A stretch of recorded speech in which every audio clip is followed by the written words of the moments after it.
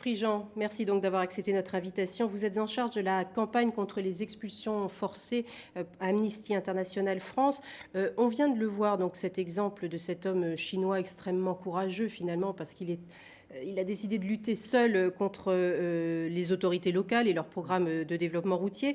On ne connaît pas la fin de l'histoire, mais peut-on imaginer une fin heureuse pour cet homme lorsque l'on sait finalement que tous ceux qui font preuve de résistance dans ce genre de conflit font souvent l'objet ou d'emprisonnement ou de représailles? Ça me semble assez difficile d'envisager une fin heureuse, malheureusement, quand on voit comment les choses commencent, quand on voit le manque de concertation et comment les autorités locales ou nationales appliquent en fait leurs décisions de réaménagement urbain ou de travaux d'infrastructure sans aucune réflexion et de prise en compte en fait des réels besoins de la population et de voir comment les associer à ce type de décision. Donc dès lors que les plans, ces projets-là sont réalisés, enfin comment dire, conçus et mis en œuvre ensuite sans prendre en compte ceux qui vivent là, on a du mal à imaginer une issue favorable à Et ces là, ce que personnes. vous dites, ça n'est pas propre à ce cas en Chine, c'est finalement un point commun, j'imagine, que vous observez dans tous ces conflits fonciers, ces expulsions forcées? Exactement, en fait, le point de départ de ce travail que mène Amnesty actuellement, avec l'emphase que nous mettons,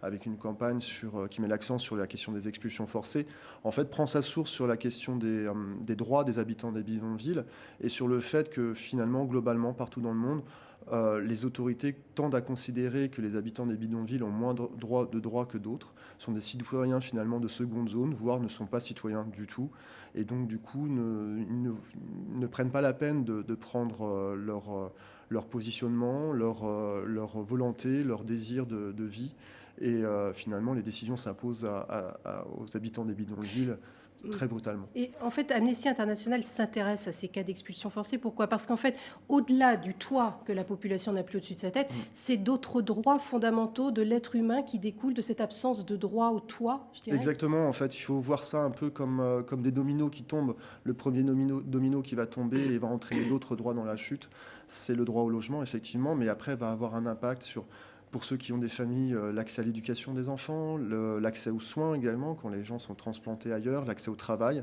Et puis après, on le constate très, très, très régulièrement, quand les communautés s'organisent pour faire valoir leurs droits, pour essayer de s'opposer à des décisions brutales, bah, finalement, la répression qui s'abat sur elles est tout aussi brutale. Et leur droit leur liberté d'expression, leur droit à l'association sont également bafoués.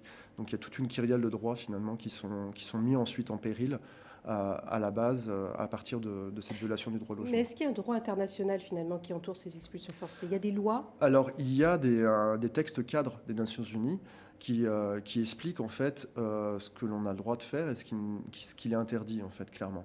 Et c'est à partir de ces textes-là qu'on définit finalement ce qu'est une expulsion forcée, c'est-à-dire une expulsion qui est conduite sans la prise en compte des populations, sans comment dire, l'association à des négociations, à des concertations sur les travaux d'aménagement, sans ensuite l'offre de réparation, de relogement, de réelles propositions de relogement par exemple. Alors, vous venez presque de définir ce que c'est qu'une expulsion forcée. Justement, vous travaillez sur certains pays plus que d'autres. Il faut bien faire un choix, malheureusement, même si cette expulsion forcée est vue sur tous les continents, je dirais. Notamment au Brésil, au Nigeria, au Cambodge, on aura l'occasion d'en reparler. Mais pour le Brésil, puisqu'on en est à la définition, certaines représentants de la société civile brésilienne parlent d'une opération de nettoyage social destinée à récupérer certaines zones urbaines de grande valeur immobilière en faveur des élites. Est-ce que c'est ainsi qu'est perçu justement par les personnes expulsées, cette espèce que sont les pauvres et qu'il y a les élites et que c'est les élites qui l'emportent? Ce que les personnes, c'est ce que nous, on retrouve dans les témoignages qui remontent jusqu'à nous, ce que les personnes perçoivent, c'est que effectivement, les décisions qui affectent leur vie, les travaux d'infrastructure, d'embellissement de la ville, les touchent elles et pas d'autres quartiers.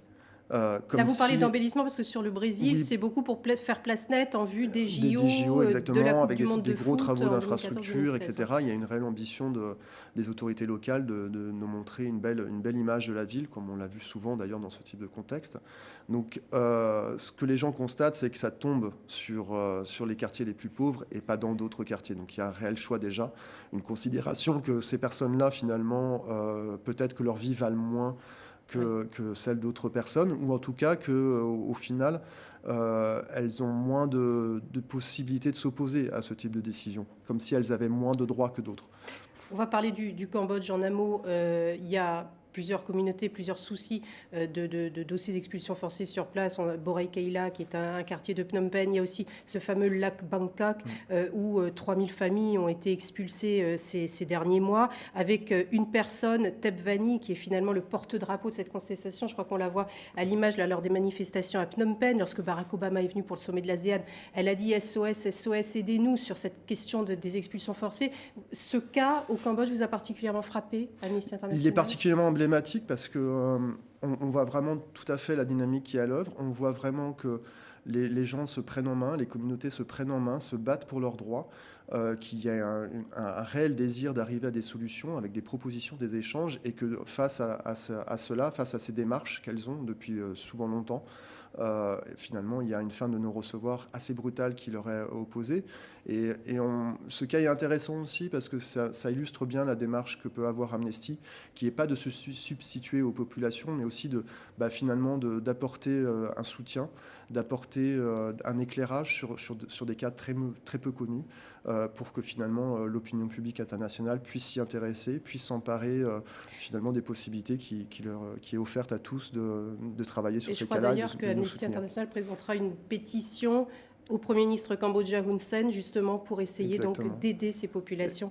Un cas parmi d'autres, on pourrait en parler des heures. Malheureusement, on est pris par le temps. Merci beaucoup, Yves Prigent, d'avoir accepté notre invitation. Et pour plus de renseignements, vous pouvez bien sûr aller également sur le site web d'Amnesty International. C'est la fin de cette émission. À toutes et à tous, merci de l'avoir suivie. Une émission que vous pouvez retrouver sur notre site internet, accompagnée comme à chaque fois d'un dossier pédagogique pour renseigner, apprendre le français, des fiches pour la classe, des exercices. Vous connaissez le principe de l'émission. Merci donc de votre fidélité, de votre confiance. Excellente suite de programme sur TV5 Monde. À la semaine prochaine.